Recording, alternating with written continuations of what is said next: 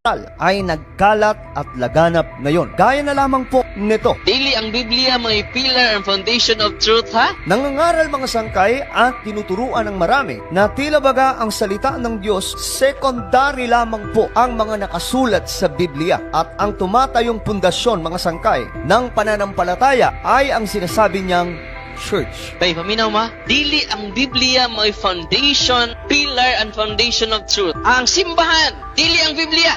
Abang nga tao nga nagtuon sa kamatuoran, dili mo, sa mabasa sa Biblia, letra por letra. Mingon na mga igsuon na tong mga pastor, tinoo dili.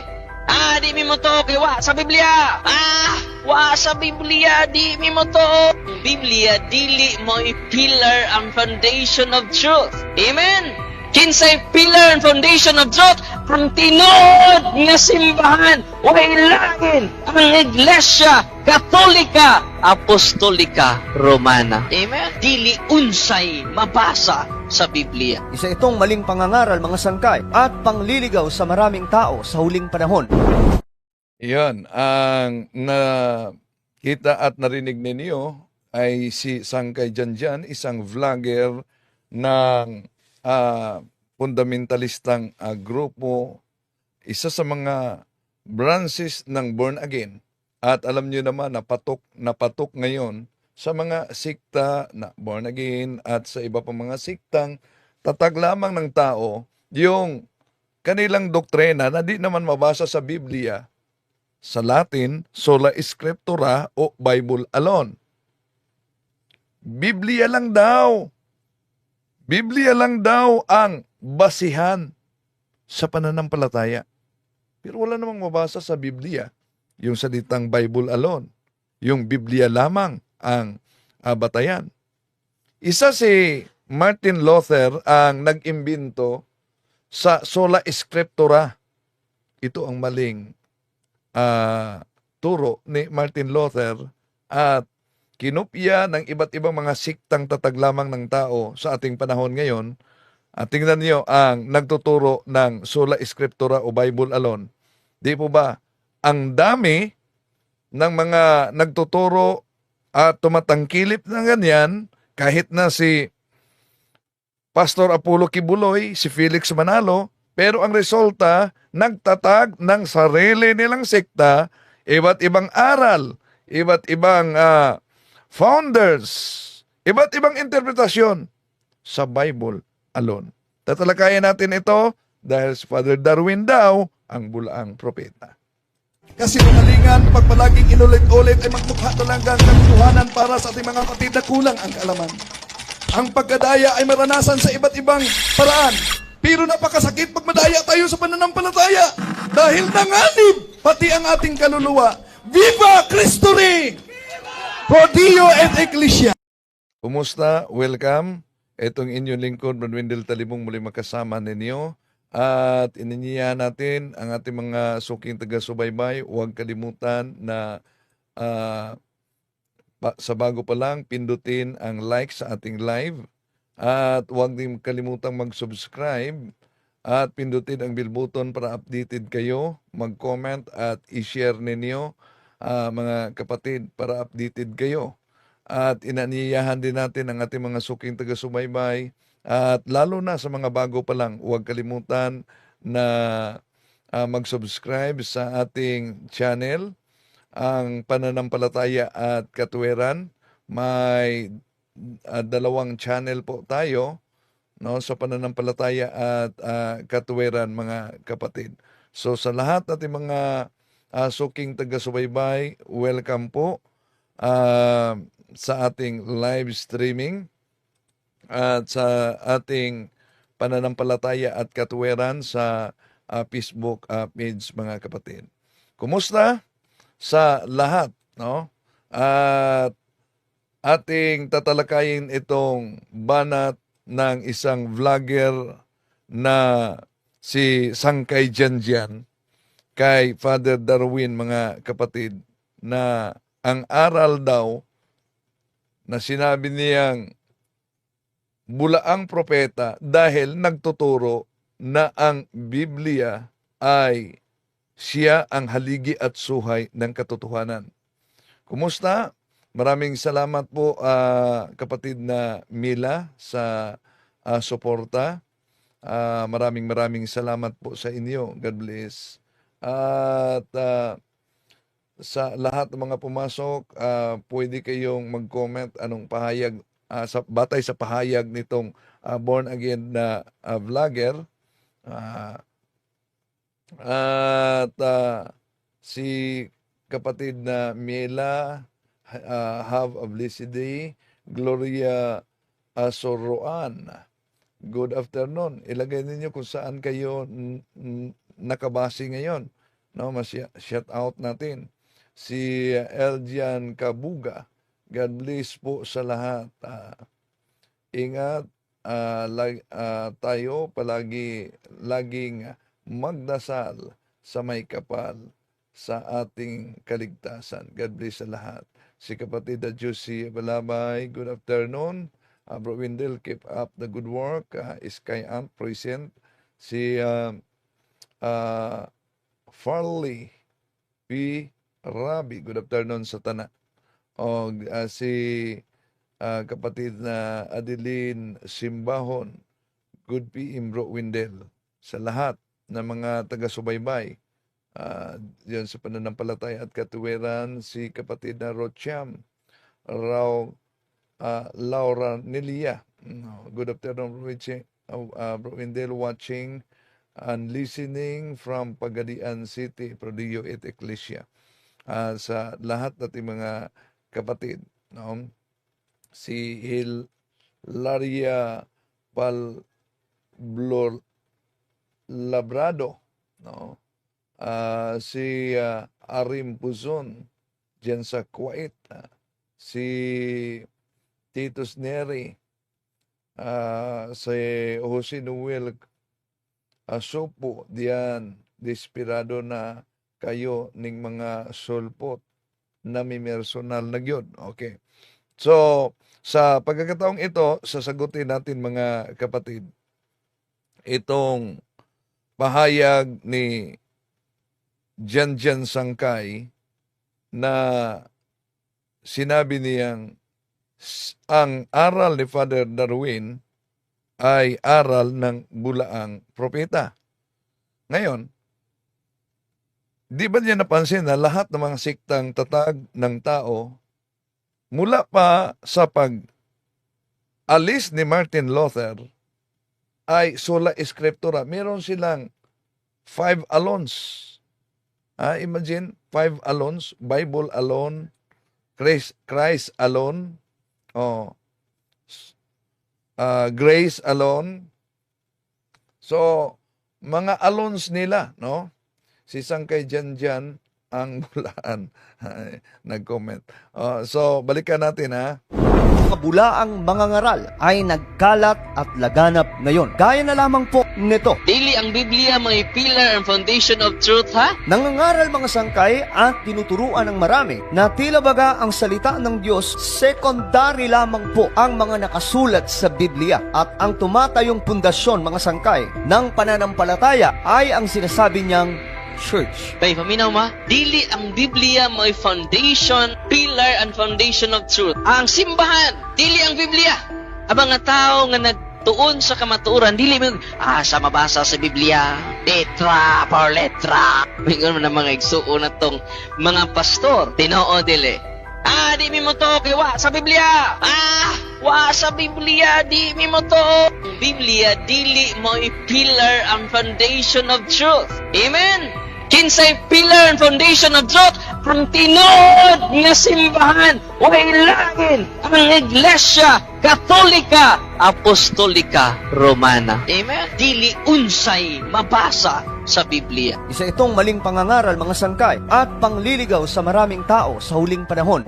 Yan, isang maling aral daw at pangliligaw. Tingnan natin, sino ang nagtuturo ba ng maling aral at sino yung tinatawag na bulaang propeta sa Biblia? Una, yung sinabi nilang ang Biblia ang saligan, foundation, saligan ng katotohanan. Mabasa mo yan sa Biblia. Kung ang sinabi ni Father Darwin na the foundation ang saligan, suhay ng katotohanan ay ang iglesia. Nasa unang Timoteo, Kapitulo 3, versikulo 15 yan. Dahil turo yan niyang apostol, turo yan ni San Pablo, ibig ba sabihin si San Pablo ay bulaang propeta din? At dahil lahat ng mga sikta tulad sa inaniban nitong Sangkay Janjan ay nagtuturo na Bible alone, walang pagkakaiba kay Felix Manalo, walang pagkakaiba sa grupo ng mga kulto na Bible alone talaga. Ibig ba sabihin, sila na mga tatag na tao ay tunay at ang Iglesia Katolika kung saan ang simbahang Katoliko,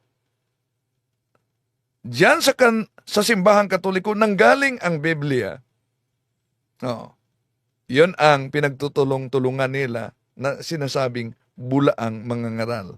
Pero, kahit ang mga manalista, kahit si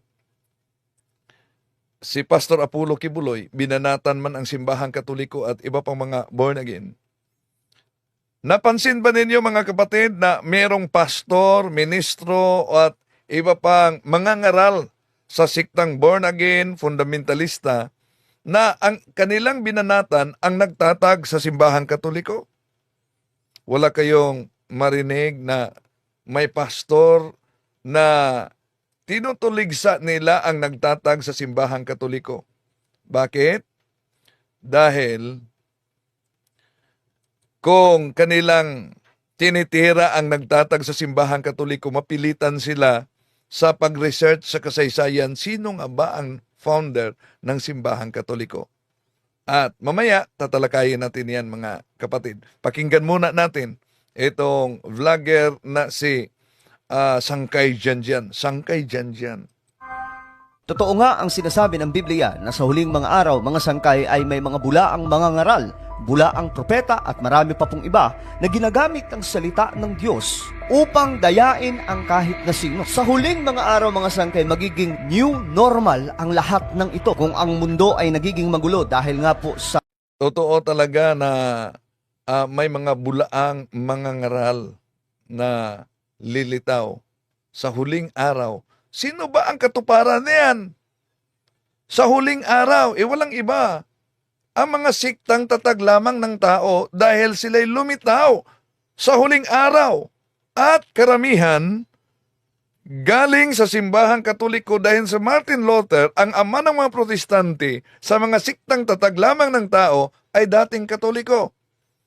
Kaya, ayon sa unang Juan, Kapitulo 2, versikulo 18-19, ang gagamitin natin ay isang salin ng protestante, babala ito laban sa mga antikristo. Sino ito? Munting mga anak, ito na ang huling oras. Gaya ng inyong narinig, na darating na ang antikristo.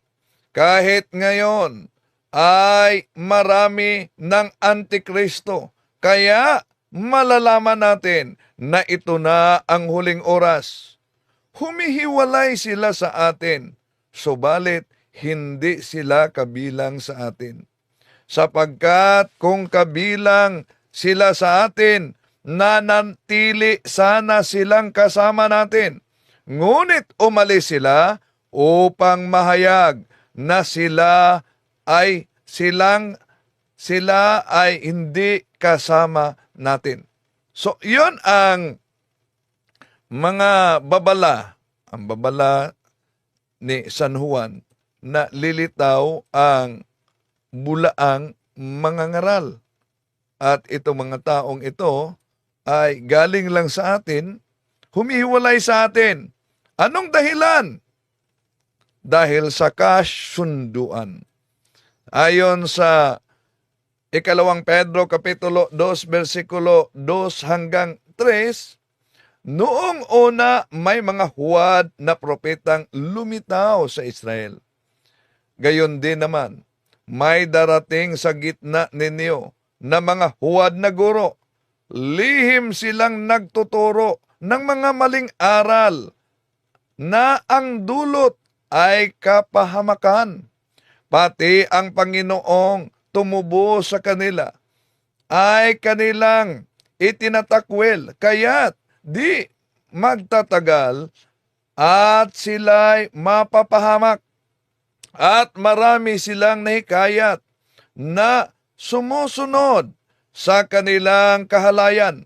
At dahil dito, pati ang daan ng katotohanan ay malalapastangan. Sa kanilang kasakiman, lilinlangin nila kayo sa pamamagitan ng kanilang aral na katang-isip lamang. Matagal nang nakahanda ang hatol sa kanila at ang pupuksa sa kanila ay hindi natutulog. Una, kung ang Bible ang saligan ng katotohanan, foundation of truth, ay ibig po ba sabihin na ang King James Version lumitaw lang. Una, ang King James Version 1611. Dalawang ori ang King James Version.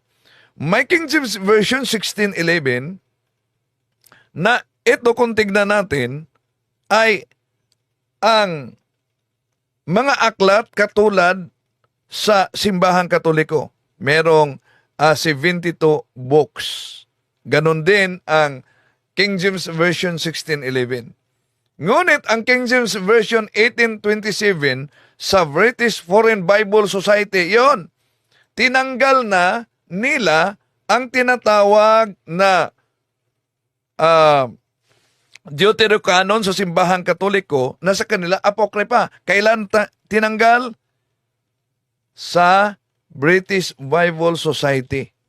No. Kaya may King James Version na walang tinatawag na apocryphal book sa kanila, Deuterocanon sa atin, pero may King James Version na 1611 na kasama pa dito ang Deuterocanon. So, pagpatuloy natin si Sangkay dyan. Napakaraming hidwaan ng mga bansa at marami pa pong ibang mga senyales na tumutumbok na papalapit na ang pagbabalik ng ating Panginoon anumang oras. Ang paglaganap ng mga sangkay ng sinasabi ng Biblia ng mga bulaang mga ngaral ay nagkalat at laganap ngayon. Gaya na lamang po nito. Dili ang Biblia may pillar and foundation of truth, ha? Nangangaral mga sangkay at tinuturuan ng marami na tila baga ang salita ng Diyos, secondary lamang po ang mga nakasulat sa Biblia. At Para sa kanila, primary talaga ang Bible. Pero kung tanungin, kahit itong si Sangkay dyan, saan mabasa ang salitang Bible alone? Kahit nga ang salitang Bible, di yan mabasa sa loob ng Biblia. Maliban lang sa The Living Bible. Sino ang nagpangalan na ang mga aklat na ito ay tatawaging Bible? Kaya nga, ang kanilang aral na Bible alone, official nila yung aral, kaya nanindigan sila na ang hindi mabasa sa Biblia ay di dapat paniwalaan. Pero ang tanong, saan ba mabasa sa Biblia ang salitang Bible alone? Wala namang mabasa. Sino ngayon ang katuparan sa nabasa nating ikalawang Pedro Kapitulo 2, versikulo 3 na ang kanilang aral ay katang isip lamang? Tuloy natin. ang tumatayong pundasyon mga sangkay ng pananampalataya ay ang sinasabi niyang church. Bay, paminaw. So ang fundasyon, church, iglesia, tumatayo na foundation ng pananampalataya. Bakit? Ang kanilang aral ay Bible alone. Pero, diyan ba sa Biblia, mabasa ba natin, mga kapatid, ang salitang ang iglesia ang foundation ng katotohanan? Meron ba yan sa Biblia? Meron. Mabasa yan. At parang di yata nila alam na nasa Biblia yan. Asan yan mabasa? Nasa unang Timoteo, Kapitulo 3, versikulo 16. Ito po ang mabasa natin. Ito ang binasa ni Father Darwin na ang sabi, "But if I tarry long, that thou mayest know how thou oughtest to behave thyself in the house of God, which is the church of the living God, the pillar and ground of truth." At kung tingnan natin sa Tagalog na salin, ito ang mabasa natin mga kapatid sa unang Timoteo, Kapitulo 3, versikulo 15.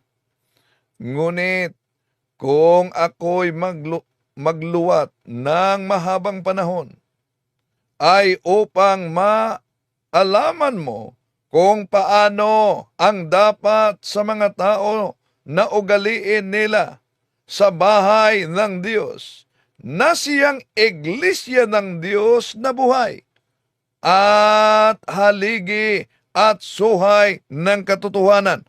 So, malinaw na batay mismo sa nakasulat, the foundation of truth, ano daw?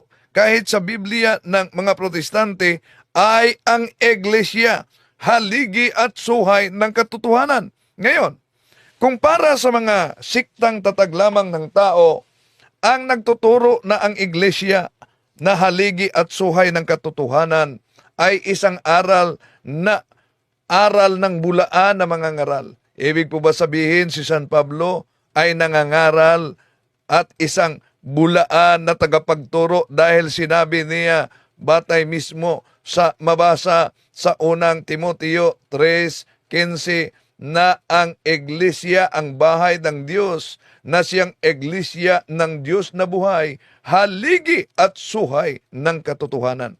Pero sa kanilang kathang-isip na aral na Bible alone, ang salitang Bible alone does not found in the Bible itself. Tuloy natin. Dili ang Biblia may foundation, pillar and foundation of truth. Ang simbahan, dili ang Biblia. Ang mga tao nga nagtuon sa kamatuoran, dili mo sa mabasa sa Biblia, letra por letra. Mingon man ang mga igsuon na tong mga pastor, tinoo dili. Di mi mo to kiwa sa Biblia. Wa sa Biblia, di mi mo to.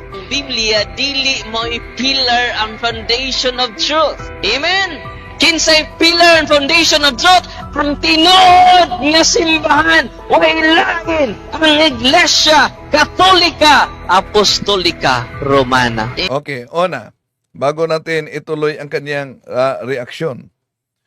Kung mapansin ninyo mga kapatid, ang King James Version 1611, King James Version 1827, at ang 1611, katulad sila sa Biblia ng Simbahang Katoliko na may 72 books. Ang King James Version 1827, kulang na, 66 books na lang ang sa kanila. Tinanggal yung 6 mga kapatid na Deuterocanon. Pero napansin ninyo, ang King James Version, ang chapters and verses sa Bible, parihong-pariho sa Bible opisyal ng Simbahang Katoliko. Ngayon, kung sasabihin nila na ang Biblia ang haligi at suhay ng katotohanan, the foundation, because Bible alone, sola scriptura, ang tanong, iba't naniniwala sila sa chapter and verses sa Biblia? Wala namang mabasa na apostol at Panginoon nagsasabing, hatiin ang Bible sa pamamagitan ng chapter and verses. Tanong, sino ba ang nag-divide sa chapters and verses sa Biblia kung tingnan natin at silipin natin? Kahit ang aklat ng Protestante. Ito po ang mabasa natin sa aklat na Smith Bible Dictionary by Dr. William Smith, page 438. The subordinate division into chapters and verses is of comparatively modern date. The former attributed to Hugo de Santo Caro, a Roman Catholic cardinal. So, sino pala ang naghati ng chapters and verses, mga kapatid? Ang simbahang Katoliko. Pansinin niyo ang lahat na version ng mga protestante na Bible. Pareho talaga. Ha? At sino? Konting na natin, maliban ni Cardinal Hugo de Santo Caro, ang babasahin po natin ay isang protestante na salin, mga kapatid, no? Itong protestante na salin ng Bible ay foundation, no? Sandali muna, may foundation and truth. Okay, foundation o Pentecostal theology. Ito po ang mabasa natin sa naturang salin, mga kapatid, sa pahina 7. Itong mabasa natin. The Bible was not originally divided into chapters and verses as we know it today. It used to be assumed that the chapters division were first introduced by Cardinal Hugo, who died in Anno Domini 1263. Later, investigations have attributed them to Stephen Langton, Archbishop of Canterbury, who died in 1228. So napansin ninyo, ang lahat ng mga siktang nagsasabi na ang Biblia, Bible alone, ang foundation, pero nangungupya sila kahit sa chapters and verses, mga kapatid, na gawa ng simbahang Katoliko. Yun ang kinopya nila. Ganon din sa New Testament. Sa New Testament, sino ang naghati sa chapters and verses? Ito ang mabasa natin, mga kapatid.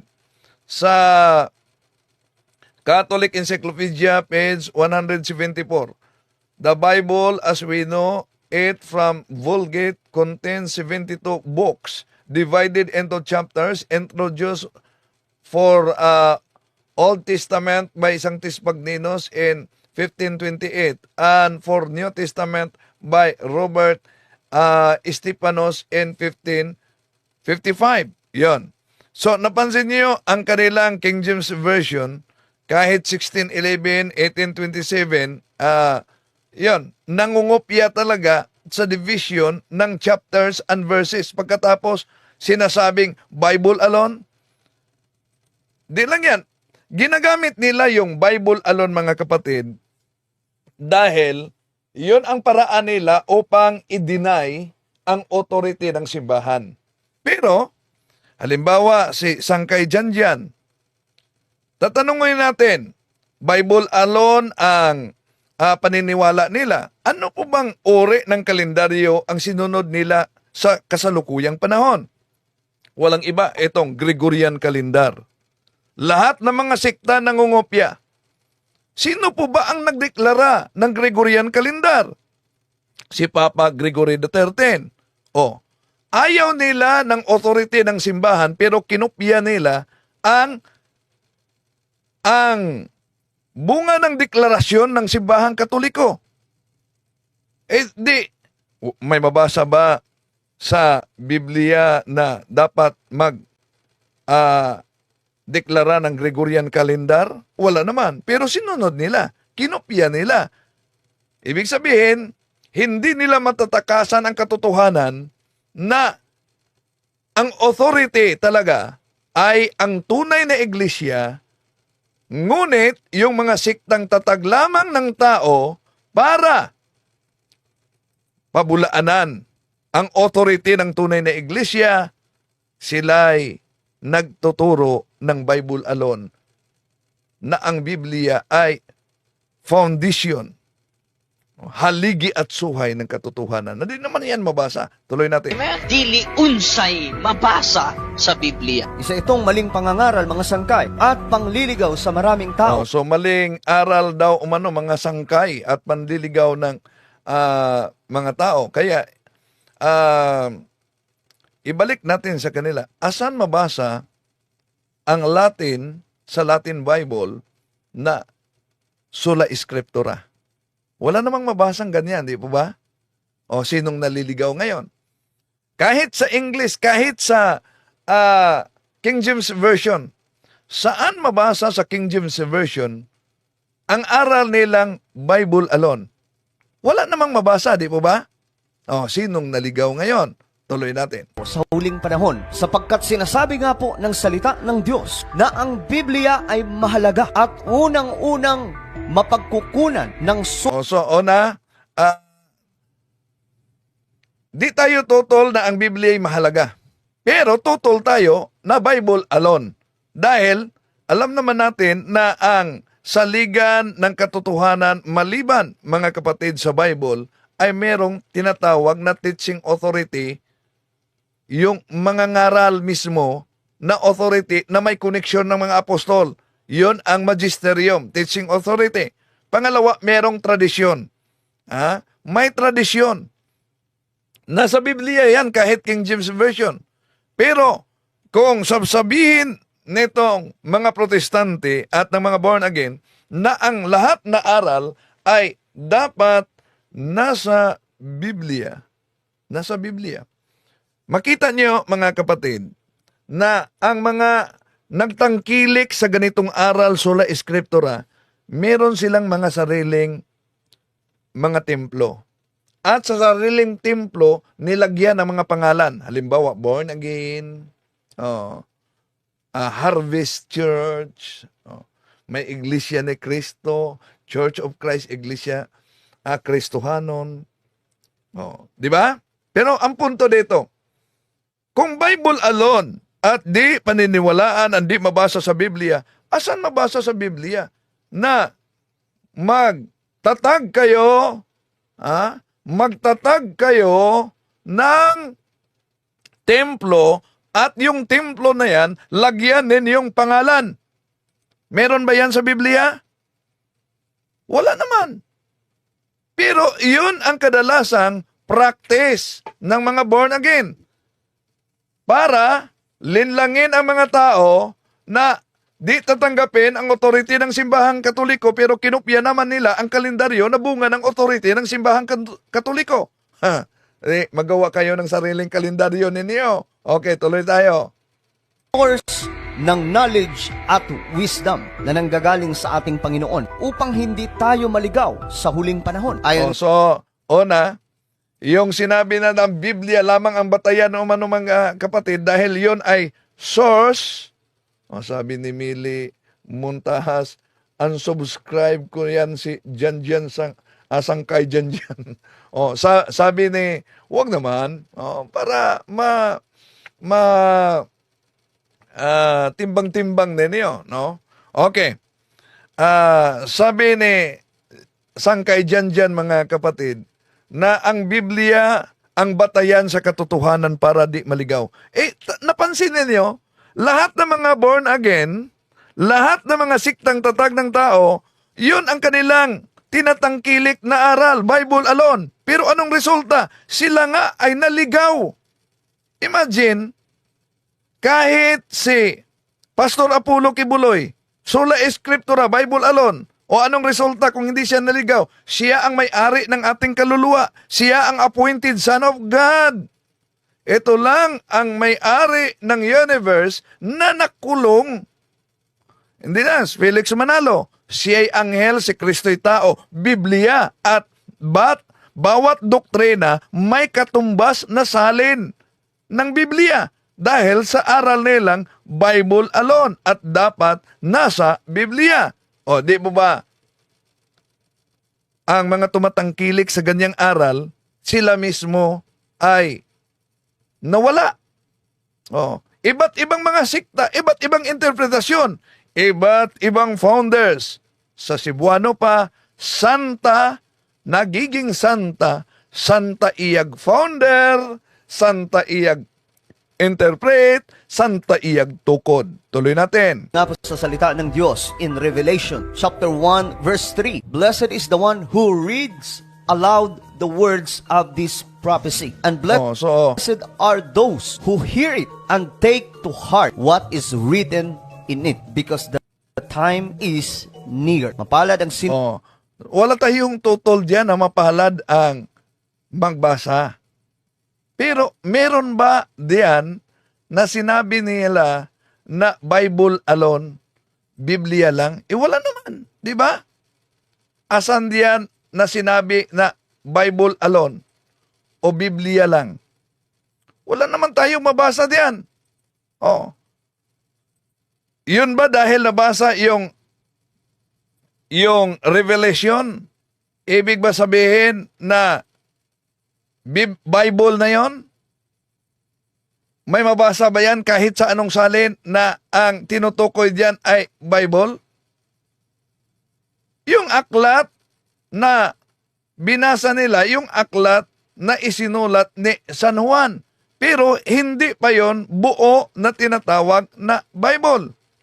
Dahil kung tignan natin ang mabasa sa Biblia, mga kapatid, napakalinaw po, no? Ang mabasa sa Biblia, sandali muna ha. Kung tignan natin mabuti, na kahit sa Revelation na ginagamit niya, anong sabi? Dapat makinig. Asan? Diyan ba sa tinatawag na Bible? Di, dapat makinig daw. Asan? Sa iglesia. Baka di nila yan alam, mga kapatid. Nasa Biblia, sa pahayag mismo. Okay, nakita nyo naman, mga mahal na kapatid. Asan yan? Ito. Ang gagamitin natin ay Protestant na salin, ang Biblia. Ito po ang mabasa natin. Ang may pakinig ay makinig sa sinasabi ng Espiritu sa mga iglesia. Ang pagtagumpay ay hindi papurusahan ng ikalawang kamatayan. Saan makinig? Sa iglesia.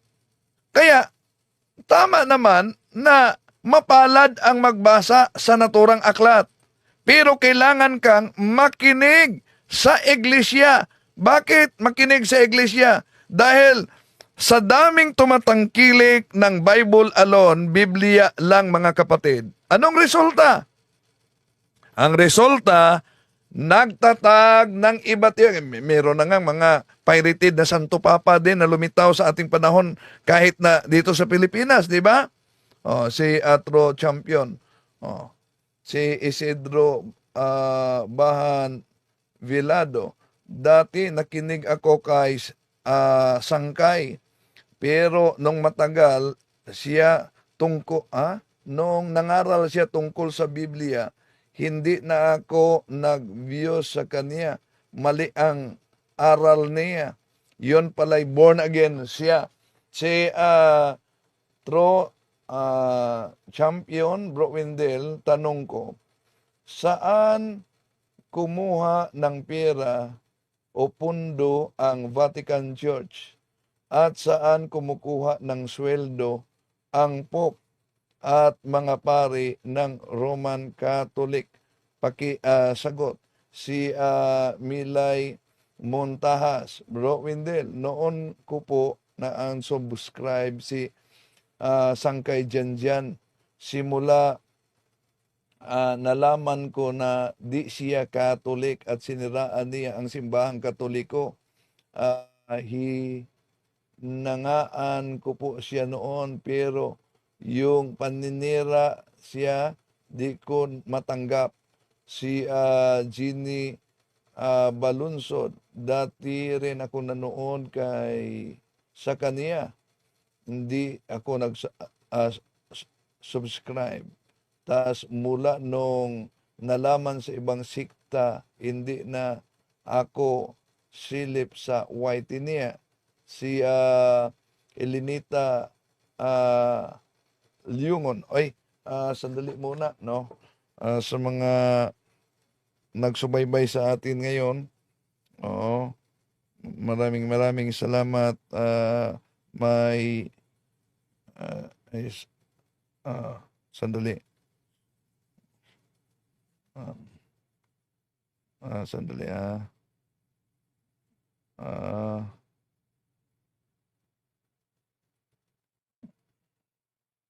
sige. Okay. Sandali mga kapatid. Ay, happy birthday kay Father. Sandali happy birthday kay Father Bobby Kalunod, na nagdiwang sa kaniyang birthday. Happy birthday, Father Kalunod. Ito. Si Sis Inenia Tata Balabat Maliaw at kanyang pamilya. Maraming salamat sa pagsubaybay at pagsunod. Ako rin, nalaman ko na hindi siya Katoliko, hindi na ako sumilip sa programa niya. No? Sa inyo yan. No? Di alam ni Janjan na pag nasimba tayo, may nagbasa ng Biblia bago ang humili ng pare. Una, nasa aklat din, at yun ang palaging ginagamit ko dahil yun ang katotohanan talaga. Sa kay Loren Bittner, The Born Again, page 105, the Roman Catholic Church produced the Bible and that we receive it from her. No?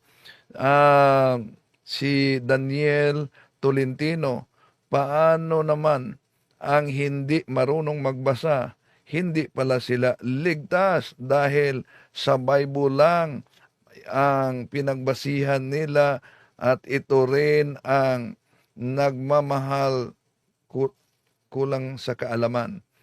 Romeo Anvistros, bakit walang nagpunta sa mga si Emily Chuas Estava, si Juanito Santo Domingo.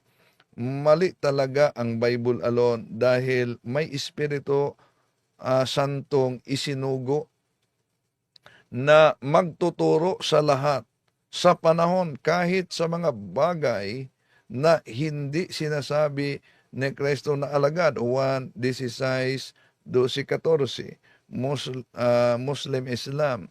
Good afternoon, Bro Windel. Pag-ibig, humble heart para sa lahat.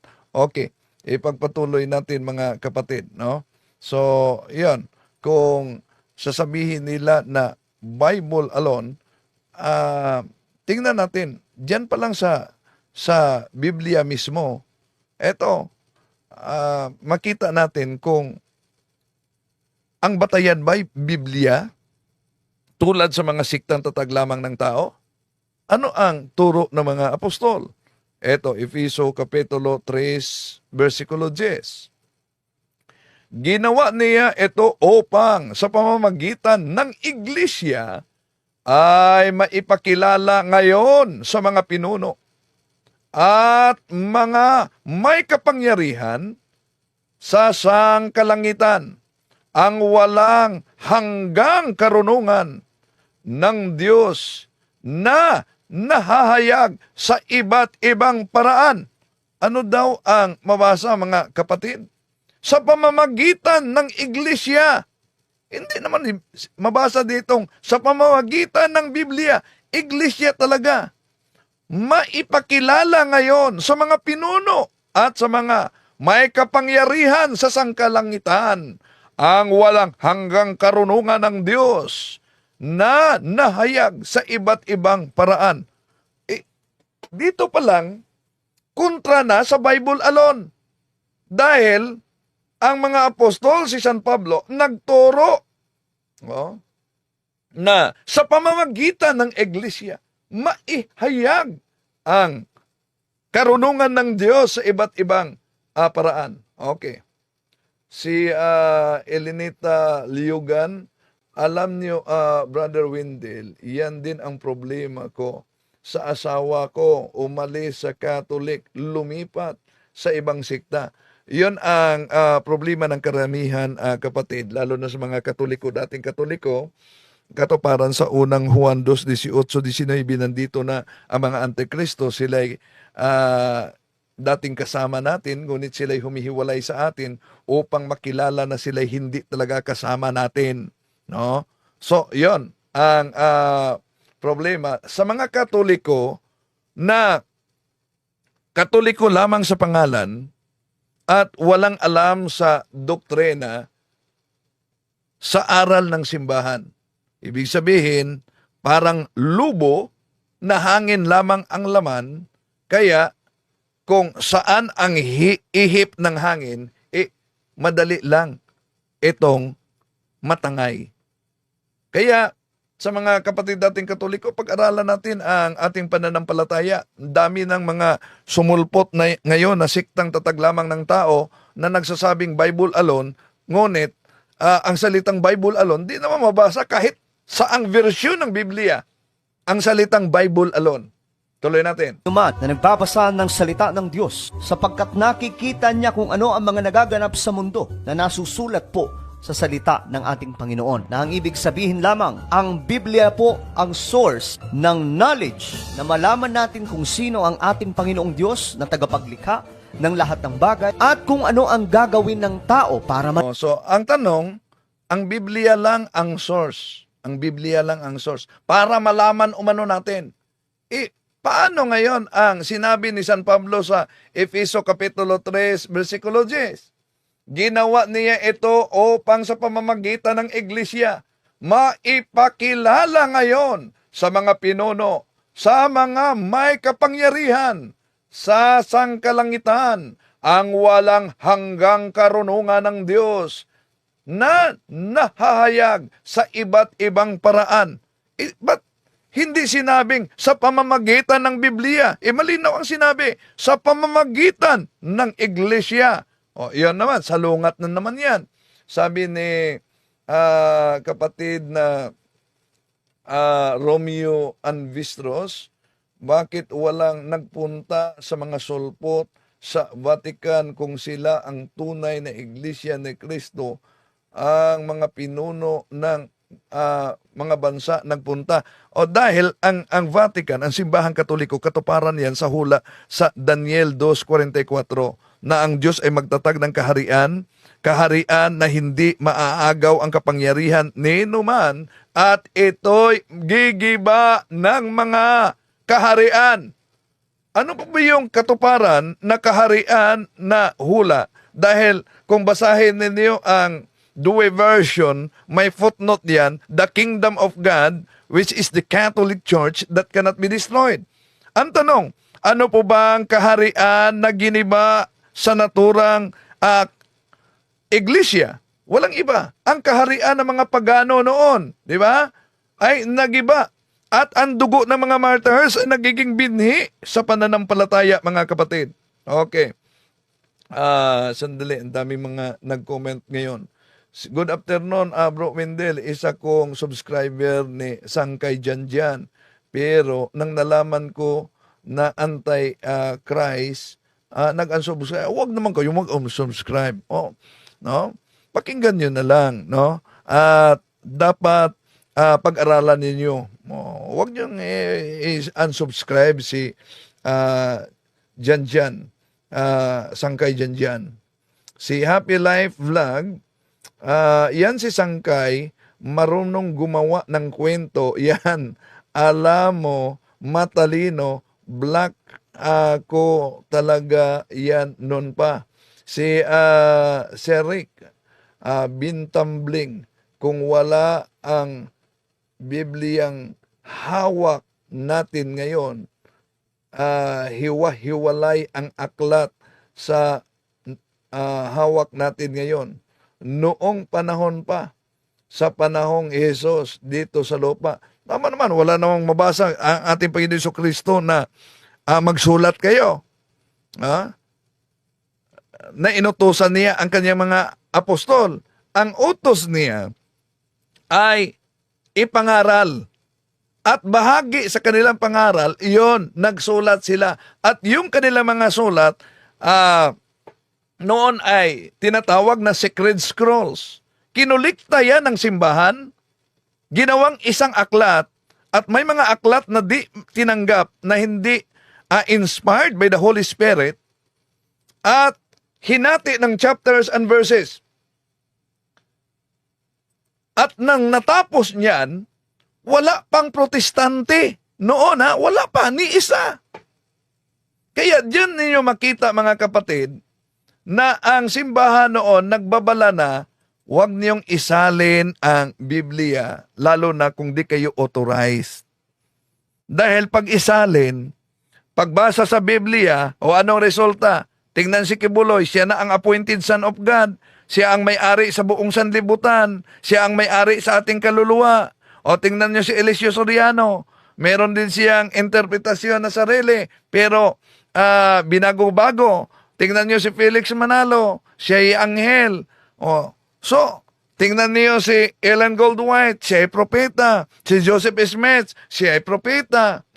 So, yun ang resulta sa mga tumatangkilik ng sola scriptura, Bible alone, na ang salitang Bible alone, kahit sa King James Version, wala kayong mabasang Bible alone. Tuloy natin.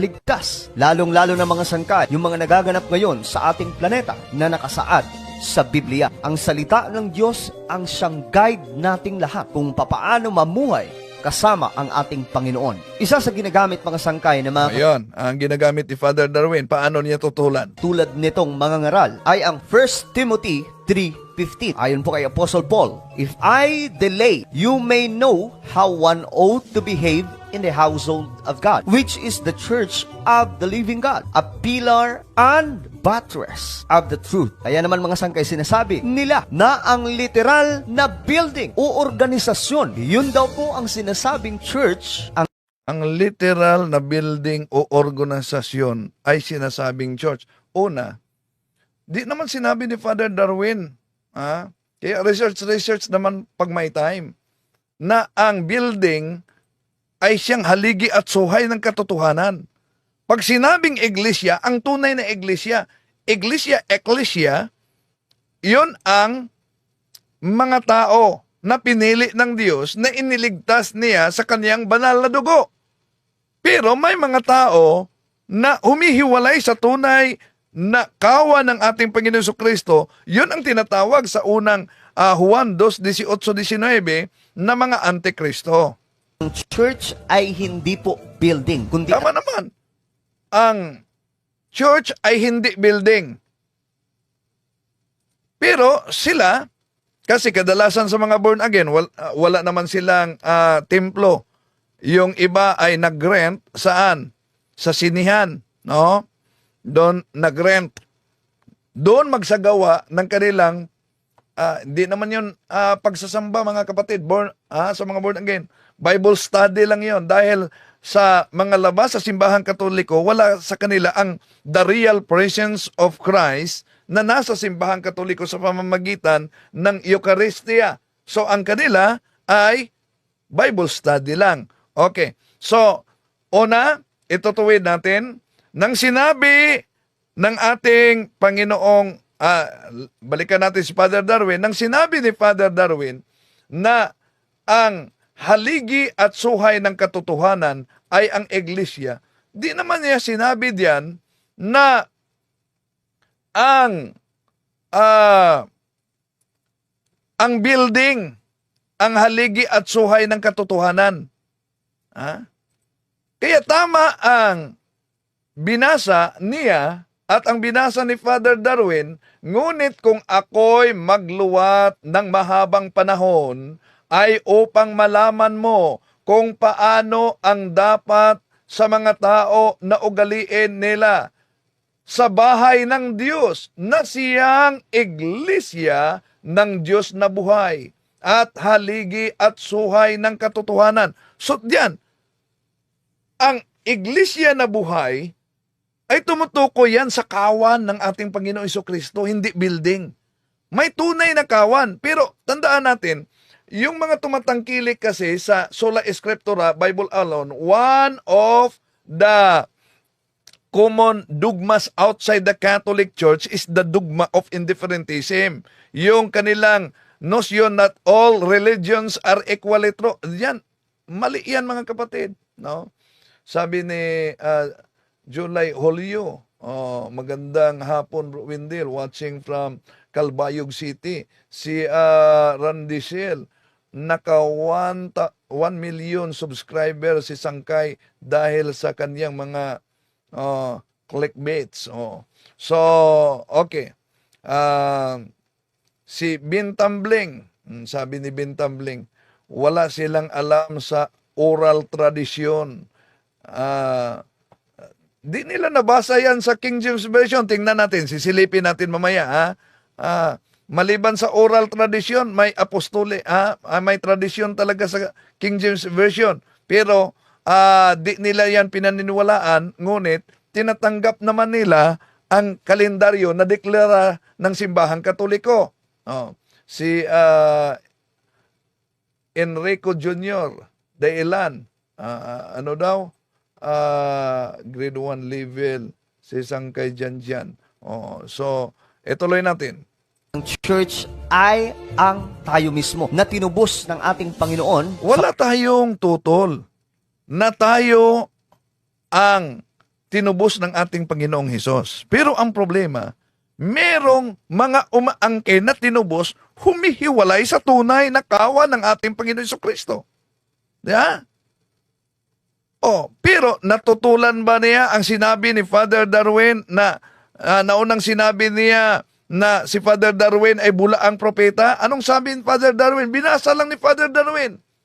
Unang Timoteo 3:15 na siyang iglesia ng Diyos na buhay at haligi at suhay ng katotohanan. Natutulan ba nila yan? Kung si Father Darwin na nagsasabi na ang iglesia haligi at suhay ng katotohanan ay tinatawag nilang bulaan, ibig ko pa sabihin, si San Pablo na nagsulat sa unang Timoteo 3:15, bulaan na dahil kumontra sa kanilang imbintong aral na Sola Scriptura, Bible alone. So, sabi ni si Pania, paano naman kasi itong mga tatag lang ng tao mas marunong pa sa Biblia na kung isipin, wala silang karapatan mangaral dahil walang nag-appoint sa kanilang, puro sila mga self-proclaimed. Tama. Bumibili lang ng Biblia, pagkatapos nangaral, nagtatag ng kanilang. Kung sasabihin na ng mga, naalala ko yung born again na pastor, yung born again, napakaangas. Sakay kami ng sasakyan mga kapatid. At sabi ng kasama, Brad Tata, Brad Emil, sabi niya, Brad Windel, ikaw ang ma-assign sa San Lorenzo Filipino Chinese Community. Ako naman sa katedral, doon sa bus. Sa likuran namin, may malaking tao na akala ko sundalo, nakajakit siya. Sabi niya, ano ang religion niyo? Sabi naman ng kasama ko, mga Katoliko, ano po ba ang posisyon ninyo sa Simbahang Katoliko? Sabi naman ng kasama ko, si Tata, mga ordinaryo lang na miyembro ng Simbahang Katoliko kami. Anong pakilala siya agad? Ako si Pastor Ongos. Di ko yan makakalimutan. Pero, dinugtungan kasi niya yung pakilala niya. Ako si Pastor Ongos. At taga Pitugo. Pitugo siya. Ako si Pastor Ongos. Alam nyo ba, diyan sa Osamis, walang pare na haharap sa amin ng debate. Aba, grabe. Kaya, sabi ni Bro Emel, kung gayon, kaharap mo si Bro Wendell, mas mabuti na maglagda kayo ng apaksa. Sabi niya na, ikaw ba si Bro Wendell? Oo, ako si Bro Wendell. Abay, tagapakinig ako sa radyo. Bro, totoo ba, pastor, na walang haharap sa inyo ng debate doon sa Samis? Sabi niya, hindi ako miyembro ng debating team, bro. Yan. Pero, dinagdagan kasi niya, no? Sandi, may nabasa ako dito, asan ba yon? No? Si Andy Auditor, isa na kayo sa humihiwalay, Mr. Talimbong. Siguro, miyembro ito sa Iglesia ni Manalo, no? Una, di mo ba alam na mismo mga ministro ni Felix Manalo nagpatunay na ang Iglesia Katolika na tinitira ng mga ngaral ng mga ministro ni Felix Manalo ay sila mismo ang nagpatunay na ano daw, ang simbahang Katoliko ay siyang iglesyang tatag ng ating Panginoong Hesukristo. Alam mo ba yan? O inosente, kung miyembro ka sa Iglesia ni Manalo. Bakit? Sige, pakinggan ninyo Ito ang sabi. Mali po ang pagkaunawa nitong si Talibong. At ang Iglesia Katolika bilang isang organisasyon o samahang pangrelihiyon, yan po ang organisasyon. Pagka sinusi pabalik, yan ang dating Iglesia ni Kristo. Yan ang dating Iglesia ni Kristo. Yan ang dating Iglesia ni Kristo. Hindi po totoo yan. Mali po ang pagkaunawa nitong si Talibong. Talaga pong ang Iglesia Katolika Apostolika Romana, talaga pong sa pasimula, yan ang Iglesia ni Kristo. Yan. Sino ngayon ang humihiwalay? Diba? Sabi mismo ng mga ngaral sa Iglesia ni Manalo na ang Iglesia Katolika ay siya ang unang Iglesia ni Kristo. Di kung ang Iglesia Katolika ay unang Iglesia ni Kristo, ang tanong, iba't nagtatag si Felix Manalo? Kayo ang humihiwalay.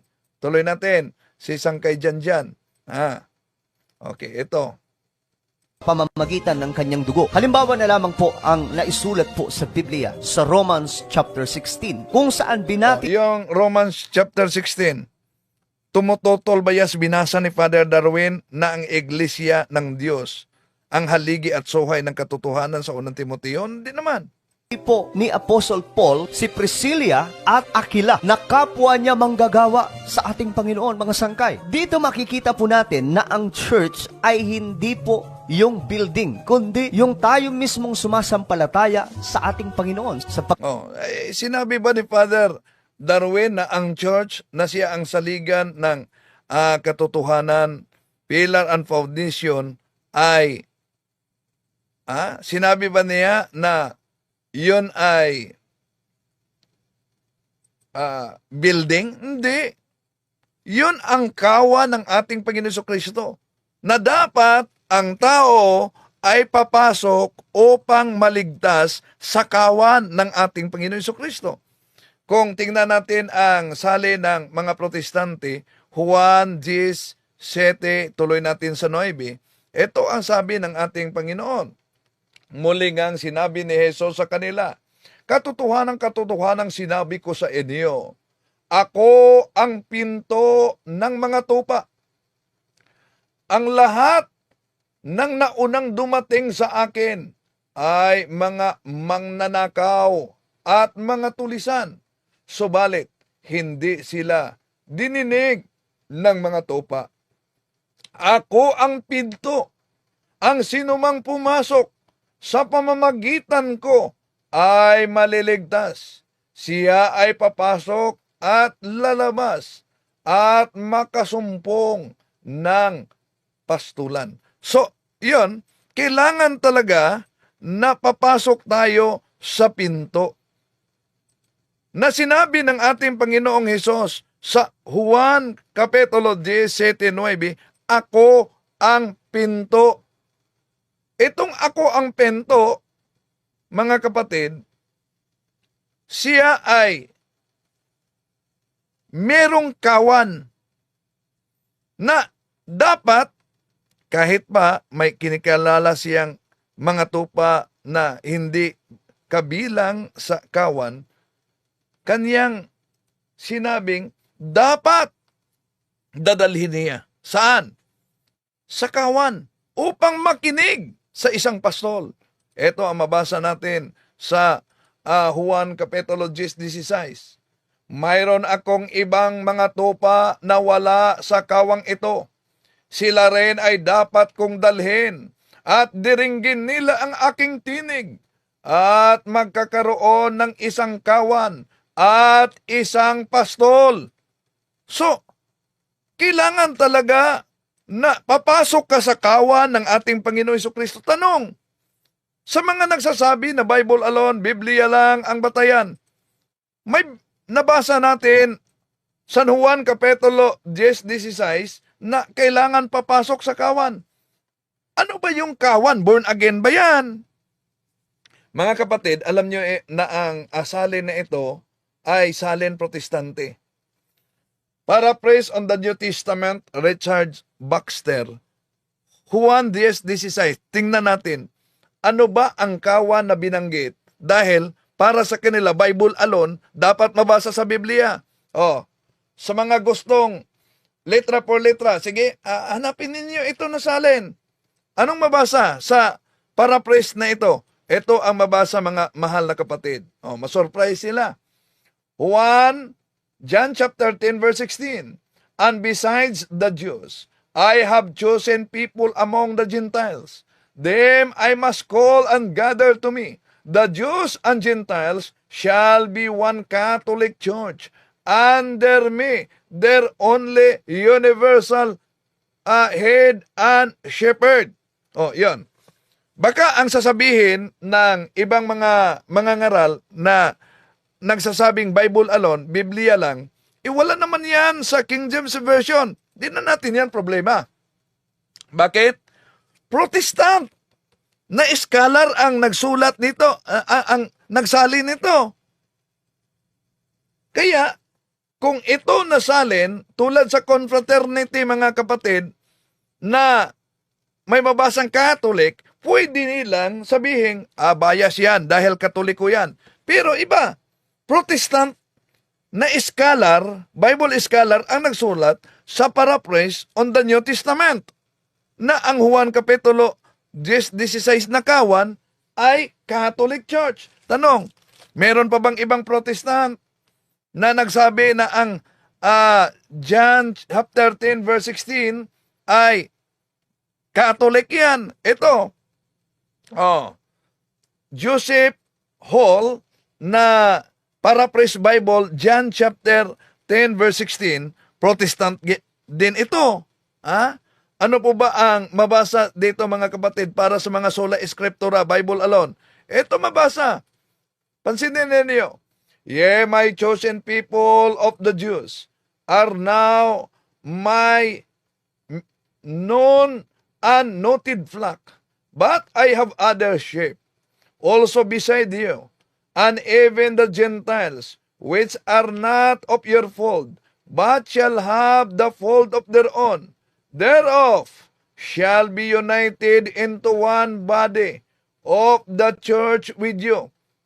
So as Jews and Gentiles shall make up one holy Catholic Church under me, their only head. See? Protestant na naman ito nasalin. Kaya di nila masabi na, di mabasa sa King James Version ang salitang Catholic. Sa ibang salin, gamit natin Protestant na salin. Pero sa King James Version na ito, 1611, makita ninyo, may mabasa bang Catholic para sa mga sola scriptura, Bible alone? Ito mabasa mga kapatid. Sa John chapter 4 verse 1, okay, ito ang mabasa natin. No? Tingnan ninyo. Oh. First John, ito pala, First John. Ito mabasa natin. Oh.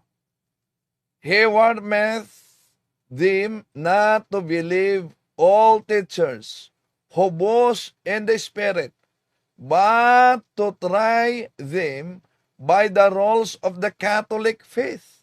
Oh, di ba? Sabi nila, dapat mabasa sa Biblia. Ang ginagamit natin ngayon, mga protestanting sali na ito, mga kapatid. Mga protestante para sa nagsasabing dapat mabasa sa Biblia, letra por letra. O, yun. Mababasa na sa Biblia, letra por letra. Okay. At yun, pinagsikapan talaga ng mga researchers natin, mga kapatid, na makakuha, no, makabasa, makakita ng mga sali na hindi Katoliko, pero mabasa ang salitang Catholic. Okay, tuloy natin. Kat ang building na pinagtitipunan o kung tawagin ay bahay-sambahan, hindi po yan ang tinubos ng ating Panginoon, kundi tayo mismo. Basahin natin sa Biblia. Greet Priscilla and Aquila, my co-workers in Christ Jesus. They risked their lives for me. So, sinabi ba ni Father Darwin na ang simbahang tinutukoy dyan ay ang building? Di naman. Sinabi ba ni Father Darwin na ang tinubos ng ating Panginoon Jesucristo ay ang building? Di naman. Siya lang man ang nagpahayag diyan. Not only I, but all the churches of the Gentiles are grateful to them. And in verse 5, sinasabi po dito ng klaro, greet also the church that meets at their house. I-highlight po natin mga sangkay. Binabati din daw po ni Apostle Paul itong church na nagkita-kita po sa bahay ni Priscilla at Aquila. Sa makatwid mga sangkay, ang church ay hindi po yung building o organisasyon, kundi tayo mismo na tinubos ng ating Panginoon. Sapagkat hindi nagkatawang tao si Jesus Christ at nagpapako sa krus para sa organisasyon o para sa building, kundi para sa lahat ng tao na nagnanais ng kaligtasan. So, ang ibig sabihin ba dito, mali si Apostle Paul nung banggitin niya ang 1 Timothy chapter 3 verse 15? Hindi mali. Hindi mali si San Pablo. Mali lang ang unawa ninyo. Hindi po mga sangkay. Kung babasahin po Tama. Hindi, mali. Ang unawa lang ninyo ang mali.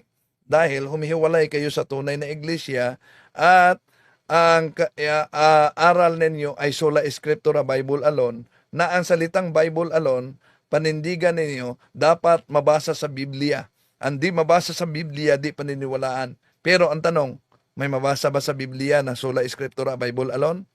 Sa King James Version? Maigi ito. Sinasabi po dito, ngunit kung ako'y magluwat ng mahabang panahon ay upang maalaman mo kung paano ang dapat sa mga tao na ugaliin nila sa bahay ng Diyos, na siyang iglesia ng Diyos na buhay. Sino ang tinutukoy dito mga sangkay na iglesia ng Diyos na buhay? Pero ba't hindi niya tinuloy pagbasa? Ang iglesia ng Diyos at buhay, ano ang karugtong noon? Iniwasan ata. May iniwasan. Pinutol na. Totoo na iglesia ng Diyos at buhay. Yun ang binanggit ni Father Darwin. Hindi binanggit ni Father Darwin na building. Ano ang iniwasan ni Sangkay Janjan? Ito, iniwasan niya, ngunit kung ako'y magluwat ng mahabang panahon, ay upang malaman mo kung paano ang dapat sa mga tao na ugaliin nila sa bahay ng Diyos, na siyang iglesia ng Diyos na buhay. Tama. Pero may karugtong. At haligi at suhay ng katotohanan. Yun ang binasa ni Father Darwin. Kaya nga pala, pinutol, iniwasan dito. Basta lang mabasa ang iglesia ng Diyos na buhay. iglesia ng Diyos na buhay? Ang mga tao na nananampalataya at that time kay Jesus Christ na nagpapalagan ng So, ang tanong, tutulan mo ba na ang iglesia ng Diyos na buhay na binasa diyan ay siya ang haligi, foundation, haligi at suhay ng katotohanan? Di naman sinabing building yon. Ang tunay na iglesia, ang tunay na kawan na dapat tayo umanim dahil ang kawan na yan ay siyang binili sa mahal na dugo ng ating Panginoon Jesucristo. At ano yon? Mismo ang iglesia ni Kristo nagpatunay na na tunay na kawan mula pa noon. Mali po ang pagkaunawa nitong si Talibong. At ang Iglesia Katolika bilang isang organisasyon o samahang pangrelihiyon, yan po ang organisasyon pagka sinusi pabalik, yan ang dating Iglesia ni Kristo. Yan ang dating Iglesia ni Kristo. Yan ang dating Iglesia ni Kristo. Hindi po totoo yan. Mali po ang pagkaunawa nitong si Talibong. Talaga pong ang Iglesia Katolika Apostolika Romana, talaga pong sa pasimula, yan ang Iglesia ni Kristo. See? Kaya, ang tunay na iglesia ni Kristo ay ang Iglesia Katolika. Nabasa na natin kahit sa mga Biblia na sali ng Protestante. Ha?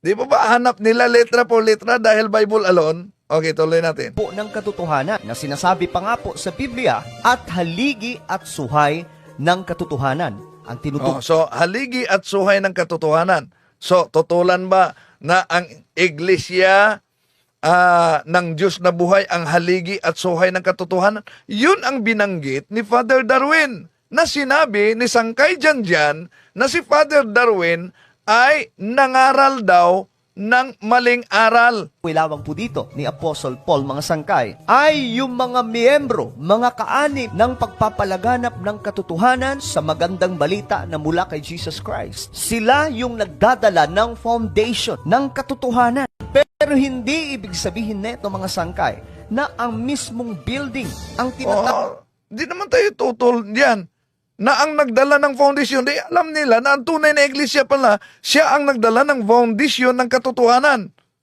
Pero, ang interpretasyon niya, dahil sinabi ni Father Darwin na the church is the foundation of truth, ang building daw. Sinabi ba ni Father Darwin na building yon? Oo. Pero yung pahayag niya, mga kapatid, yung pahayag niya na ang iglesia ay nagdala ng katotohanan, edi. Sumang-ayon na siya sa pahayag ni Father Darwin na sinabi niyang bulaang propeta.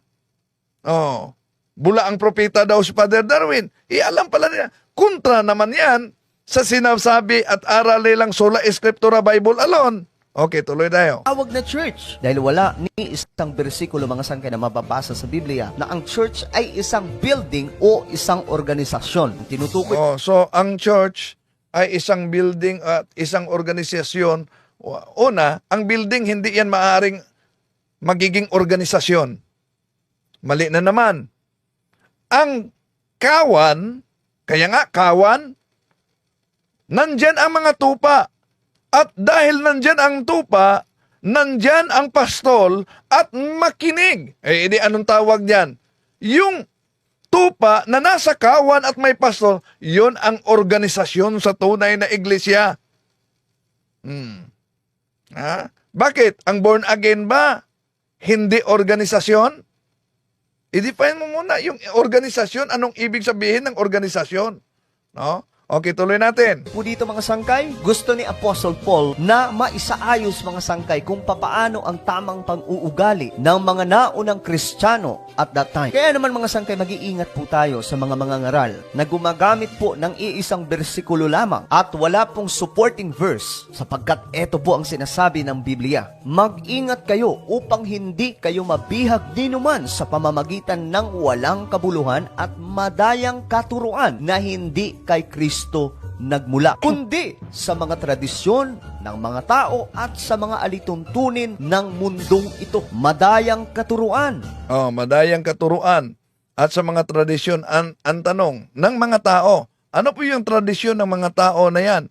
Walang iba kundi yung tradisyon na tinatawag na mga pamanhiin. Pero ang tanong, ang mga apostol ba ng ating Panginoon Jesucristo, meron ba silang tinatawag na tradisyon?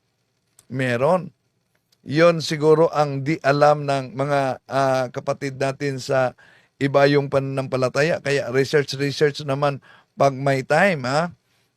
Kung tingnan natin mga kapatid ang mabasa sa banal na kasulatan. So wala tayong totoo. Tradisyon ng mga tao. Tulad sa tradisyon ng mga Hudyo na hindi na nag-exist. Pero ang yung apostolic tradisyon, kahit nga ay yung kalendaryo, bahagi yan sa tradisyon ng simbahan Katoliko, sinunod. Halimbawa, kung walang tradisyon ang mga born again, walang tradisyon, pag ikakasal ang miyembro ng born again, di po ba nakita nila nakadamit talaga na para pangkasal? Gumagamit pa sila ng singsing. Gumagamit pa sila ng pira para sa ritual. Ang tanong, mabasa ba sa Biblia na ganyan talaga ang paraan? Wala. Kaya yun ang tinatawag na tradisyon na kinopya nila mga kapatid. Yan. Okay. Tuloy tayo. At ginagamit pa mismo ang Biblia para iligaw ang kahit na sino. Tandaan po natin mga sangkay, ang isang bersikulo na nasusulat sa Biblia, pinapatunayan na ito ay katotohanan mga sangkay sapagkat sinusuportahan po ito ng marami pang reference na nagmumula sa Bible. Bakit? Yung bang binasa ni Father Darwin, hindi ba yan sinusuportahan tulad sa ginamit natin na Pahayag Kapitulo 2, versikulo 11, sa Efeso Kapitulo 3, versikulo 16, at Mateo 18:18 na makinig sa inyo. Sa iglesia yan. Anong sabi dito?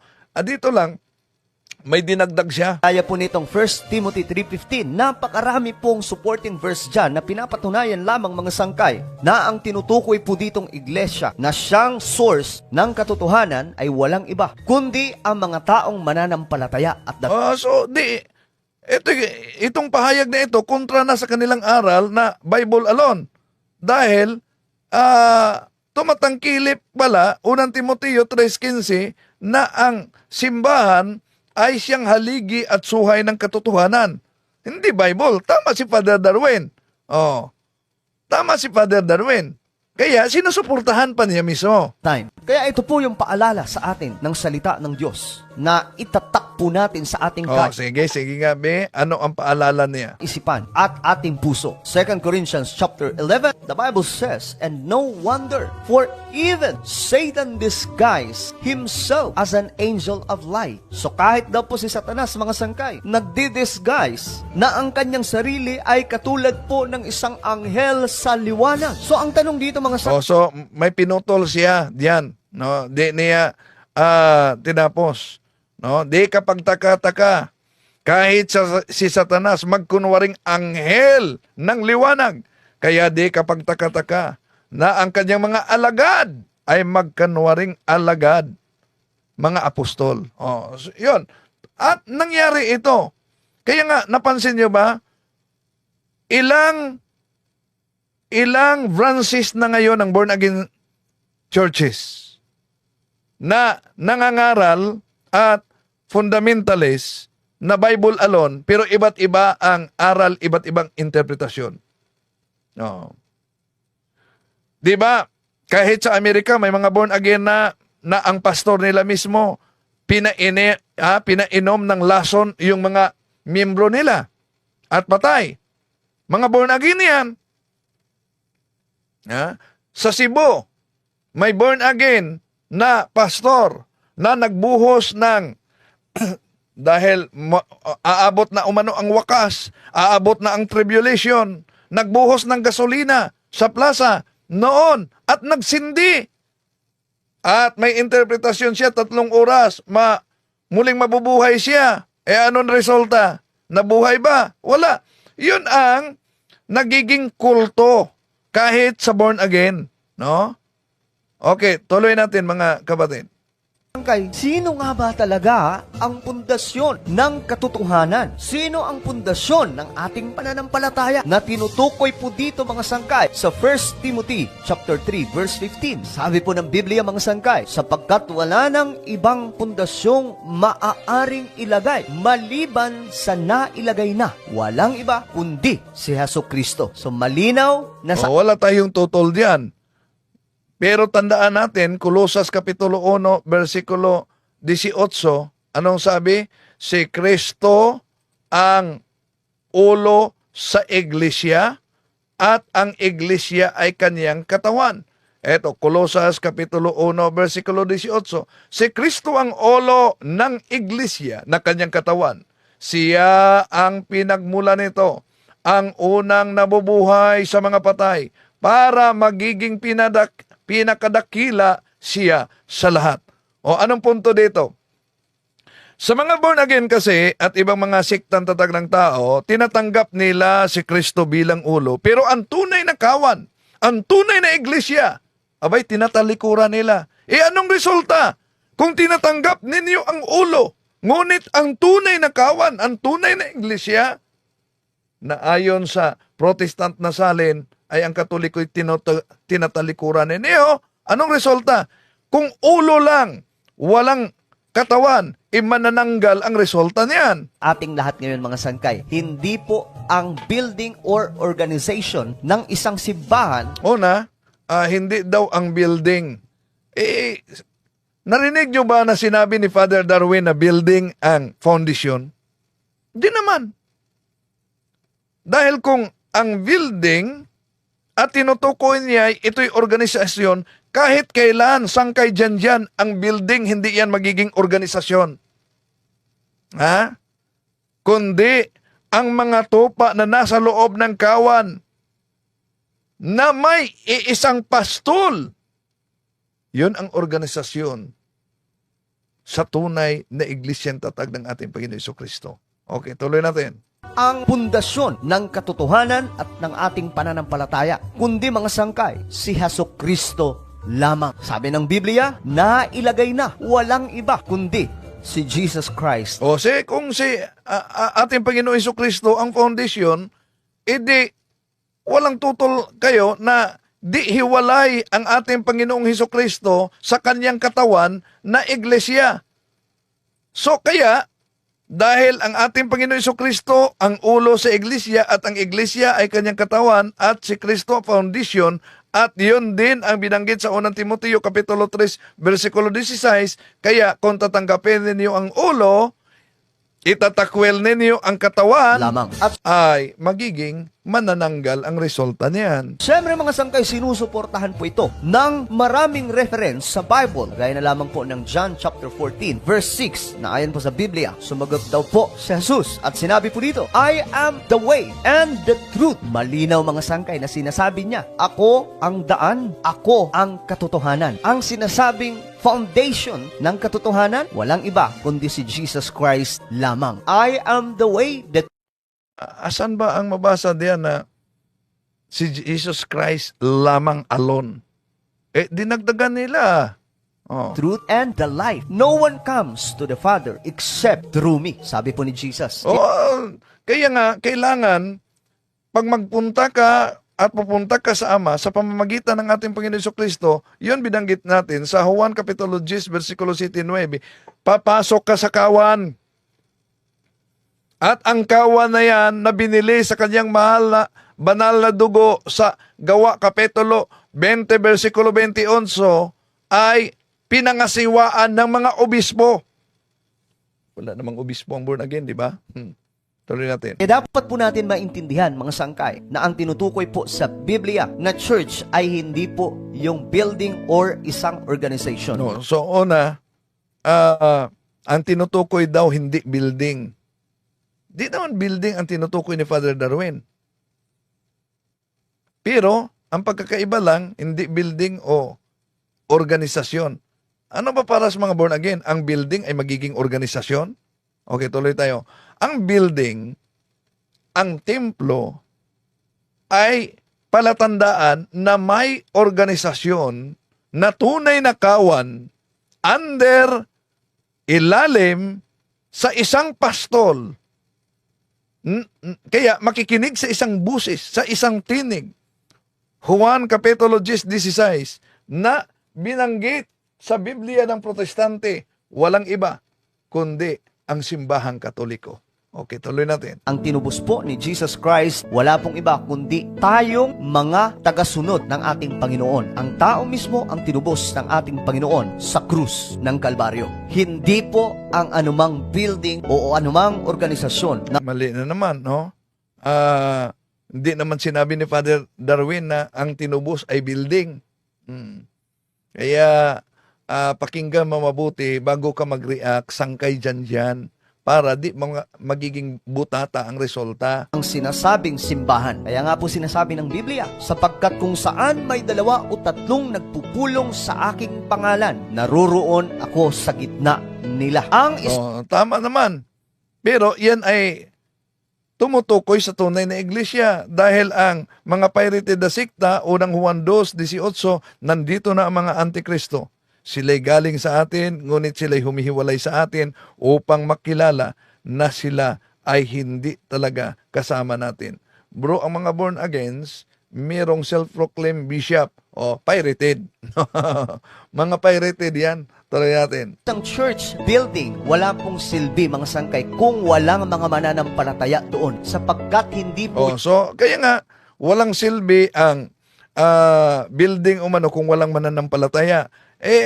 Ang mga born again, karamihan nag-rent lang ng bahay, nag-rent lang ng sinihan.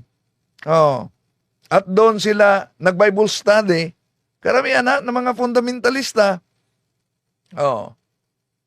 Okay. yun ang tinubos ng ating Panginoon. Malinaw na sinasabi ng Biblia na ang isang lugar nagkakaroon lamang ng pagkilos ng presensya ng ating Panginoon kung mayroong mga mananampalataya, which is ito po yung church. Kapag tayo ay nagkatipon at sumamba sa ating Panginoon, doon lamang po nagkakaroon ng silbi ang isang lugar. Kung kaya't ang isang organisasyon o isang church building without the people who serve the Almighty God, wala pong kwenta mga sangkay. Pero mag-ingat talaga dahil babala ng ating Panginoon Jesucristo noon pa man San Mateo 24:24, San Mateo City 21, dami talaga ang mailigaw.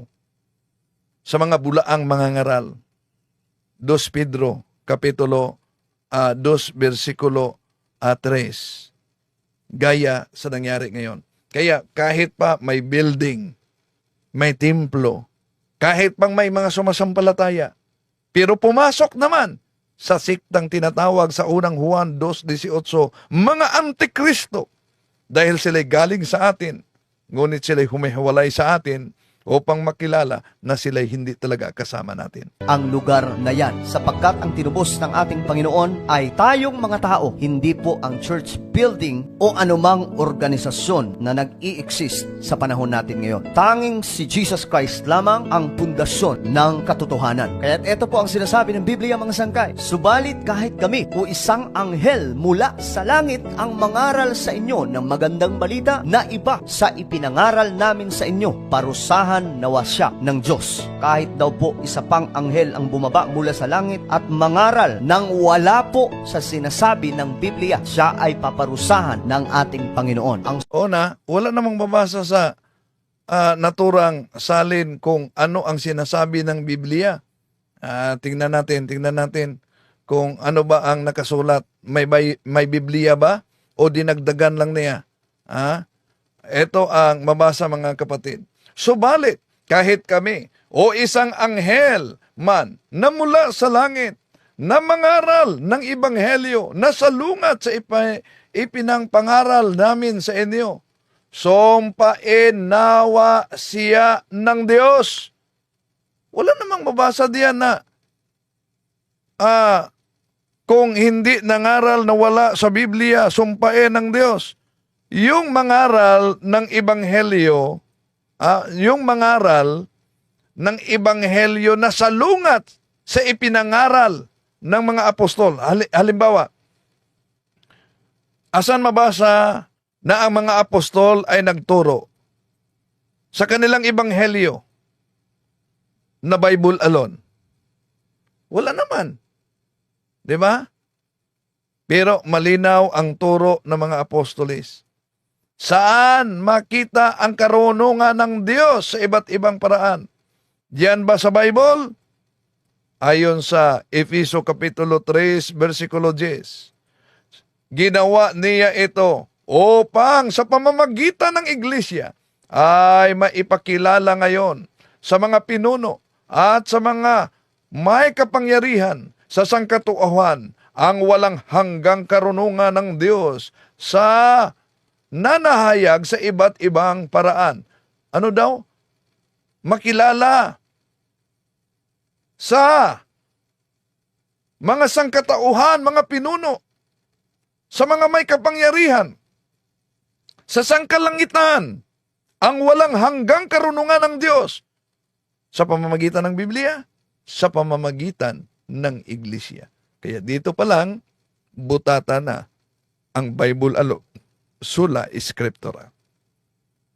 Di po natin layunin na saktan ang damdamin ng ating mga kapatid sa iba yung pananampalataya. Pero sinagot natin sila dahil alam nyo naman ang kasinungalingan, pag ito'y palaging inulit-ulit, magmukha talagang parang katotohanan, lalo na sa ating mga kapatid na kulang ang kaalaman. Kaya ayon kay Heidi Gasman, busted na naman. Maraming salamat po. Hanggang sa muli, itong inyong lingkod, Brother Windel Talibong. Bye-bye.